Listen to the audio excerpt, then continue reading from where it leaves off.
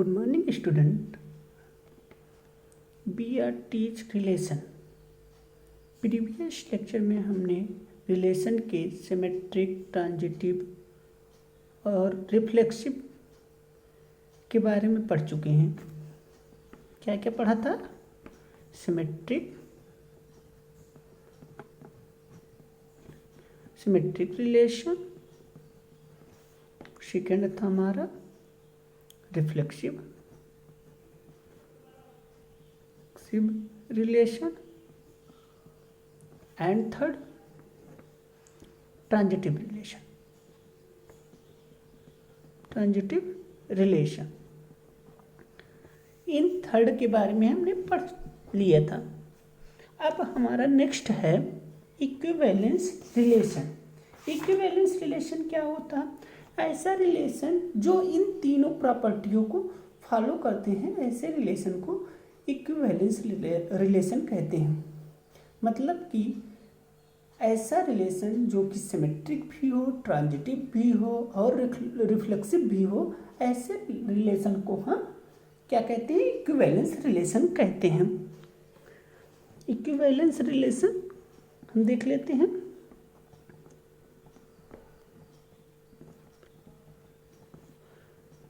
Equivalence relation, a relation or on a set A is said to be an equivalence relation. Equivalence relation on A if and only if it is symmetric. It is symmetric relation,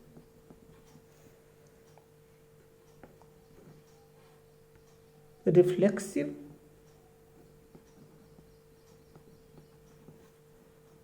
relation and transitive relation.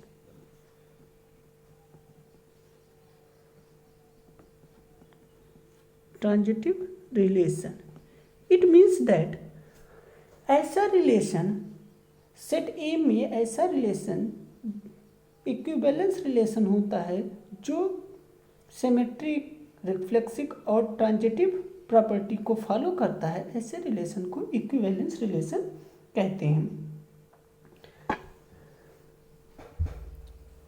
अब इतना हो जाने के बाद theory part हमारा यहीं पर and होता है। अब इसके बाद हमारा न्यूमेरिकल पार्ट चलता है। जैसे हम न्यूमेरिकल पार्ट पे एक्सरसाइज का क्वेश्चन नंबर फर्स्ट देखते हैं। क्वेश्चन नंबर फर्स्ट क्या है एक्सरसाइज उनका? Exercise 1 question number first question क्या कह रहा है? See the question, determine whether each of the following relation are reflexive, symmetric and transitive. इसमें कह रहे हैं कि आप डिटरमाइन करिए कि जो फॉलोइंग रिलेशन दिए गए हैं वो रिफ्लेक्सिव हैं, सिमेट्रिक हैं, ट्रांजिटिव हैं। हमें क्वेश्चन में प्रूफ करना है कि जो रिलेशन दिया गया है वो सिमेट्रिक है, ट्रांजिटिव है और रिफ्लेक्सिव है। तो हम इसका डिफिनीशन पढ़ ही चुके हैं। क्वेश्चन हमारा दिया गया है first question, relation R in the set A equal to 1 2 3 13 14 defined as. हमारा सेट ए है 1 2 3 13 14 और रिलेशन है हमारा आर दिया गया है X Y such that 3x minus Y equal to 0। हमारा जो कंडीशन है 3x minus Y equal to 0 पे ही रिलेशन हमारा फाइंड है। तो हमारा सेट ए दिया गया है 1 2 3 13 14 हमारा एक सेट दिया गया है और रिलेशन जो है हमारा रिलेशन दिया गया है एक्स वाई क्या है? यही एलिमेंट है और इनके बीच में जो कंडीशन है 3x minus Y equal to 0 है। तो हम इसी कंडीशन पे इस सेट का रिलेशन बना लेते हैं। तो हमारा रिलेशन क्या होगा, r equal to x equal to 1 रखने पर x इक्वल टू 1 पुट कर दें इसी इक्वेशन में। हमारा इक्वेशन है 3x minus Y equal to 0। तो x equal to 1, 3 into 1 minus Y हमको फाइंड हो जाएगा। तो 3 1 3 माइनस वाई इक्वल टू 0। तो y इक्वल टू 3। तो हमारा पहला क्या ऑर्डर पेयर आ गया 1 और 3। 1 रखने पर y की वैल्यू 3 आ गई। तो पहला रिलेशन 1 3। ऐसे सेकेंड सेट क्या दिया गया है 2। 2 रखेंगे इसी इक्वेशन में, इक्वेशन फर्स्ट में रख लो। 2 into minus Y equal to 0। 3 2 जा 6 minus Y equal to 0। y equal to हमारा आ गया 6। अगर हम x की वैल्यू 2 पुट करेंगे तो y की वैल्यू हमारा क्या आ जाएगा 6। ऐसे हमारा रिलेशन बन जाएगा। ऐसे हम रिलेशन बनाते चले जाएंगे। तो हमारा x इक्वल टू 3 पुट करेंगे तो y इक्वल टू 9 आ जाएगा। और x इक्वल टू 4 पुट करेंगे, x इक्वल टू 4 हो जाएगा। तो y इक्वल टू 3 इंटू 4 मतलब 12 आ जाएगा। 12। अब 3 इक्वल टू 5 तो y इक्वल टू 15। लेकिन सेट में 14 तक ही लेना है तो 15 हमको लेना नहीं है। तो हमारा ये रिलेशन क्या हुआ, यही बना। ऑर्डर पेयर में हमारा रिलेशन 1 3 2 6 3 1 3 9 4 12 यही हुआ। इतना बन गया। अब इसके बाद हम क्या करते हैं, अब हम इसको चेक करते हैं कि हमारा जो रिलेशन दिया गया है सिमेट्रिक है, रिफ्लेक्सिव है, ट्रांजिटिव है। सबको हम अलग अलग चेक कर लेते हैं। पहला हम इसकी सिमेट्रिक देखते हैं। पहला सिमेट्री देखते हैं, ये सिमेट्रिक है कि नहीं है। सिमेट्रिक रिलेशन देखते हैं, ये रिलेशन हमारा सिमेट्रिक है कि नहीं है। सिमेट्रिक रिलेशन सिमेट्रिक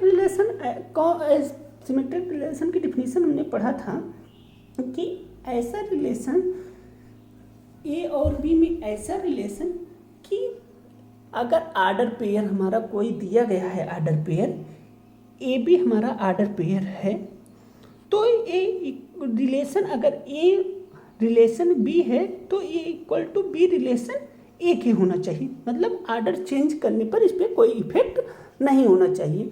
यही हमको आर्डर पेयर में देखना था, यही हमारा सिमेट्रिक था। तो हम आइए सिमेट्रिक रिलेशन चेक करते हैं। तो पहला क्या है 1 3। आर्डर पेयर में 1 3 है, 1 3। अब इस पे देखिए रिलेशन में इसका अपोजिट 1 3 का 3 1 है रिलेशन में। 1 3 इन आर ये तो रिलेशन में है, लेकिन but 3 1 not belong to R.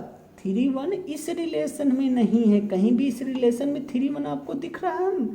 3 1 नहीं है। अब आप कहेंगे 3 1 तो नहीं है। अब एक बार ये नहीं है तो मतलब सिमेट्रिक रिलेशन नहीं है। हम इस कंडीशन पे भी इसको देख लेते हैं। मान लो एक कंडीशन हमारा रिलेशन की कंडीशन जो दिया गया है यही तो है।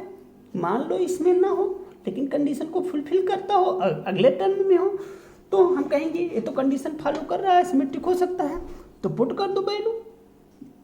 x इक्वल टू 3 है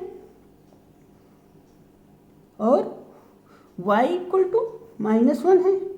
देखिए 3 3 जा 9, 9 में से 1 8। ये 0 के इक्वल नहीं है तो हमारा एक कंडीशन भी फुलफिल नहीं कर रहा है, इसलिए हमारा ये आर में बिलोंग नहीं कर रहा है। तो ये जो रिलेशन है ये सिमेट्रिक रिलेशन नहीं है। सिमेट्रिक रिलेशन नहीं, समझ में आया कैसे नहीं है। अब दूसरा हम देखते हैं रिफ्लेक्सिव, देख लेते हैं। Second part reflexive relation. Reflexive relation की कंडीशन क्या थी? ऐसा relation whose order pair A, जो ऐसा रिलेशन जो इटसेल्फ से भी रिलेशन हो, उसका रिलेशन खुद से भी रिलेशन हो। जैसे ए इन ए रिलेशन ए का रिलेशन ए के भी साथ हो, इटसेल्फ के साथ भी इसका रिलेशन होना चाहिए। ऐसा रिलेशन ही हमारा रिफ्लेक्सिव रिलेशन कहलाता था। तो हम इस कंडीशन में देखें, ऐसा कोई भी रिलेशन है जो इटसेल्फ से हो, इसमें 1 1 2 2 3 3 ऐसा कोई रिलेशन दिख रहा है इस कंडीशन में? जो हमारा कंडीशन दिया गया नहीं दिख रहा है, तो हमारा ये क्या है? रिलेशन में नहीं है। जब ये रिलेशन में नहीं है तो हमारा जो रिलेशन है ये रिफ्लेक्सिव भी नहीं है। तार इज नॉट रिफ्लेक्सिव, ये रिफ्लेक्सिव भी नहीं है। अब इसकी ट्रांजिटिविटी चेक कर लेते हैं। थर्ड है ट्रांजिटिव।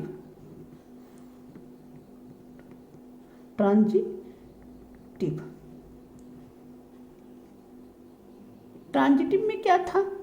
हमारा कोई 3 एलिमेंट ए बी सी थे, तो अगर ए का रिलेशन बी के साथ है, बी का रिलेशन सी के साथ है, तो हमारा ए रिलेटेड टू सी होना चाहिए था। यही हमारी कंडीशन थी ट्रांजिटिव की।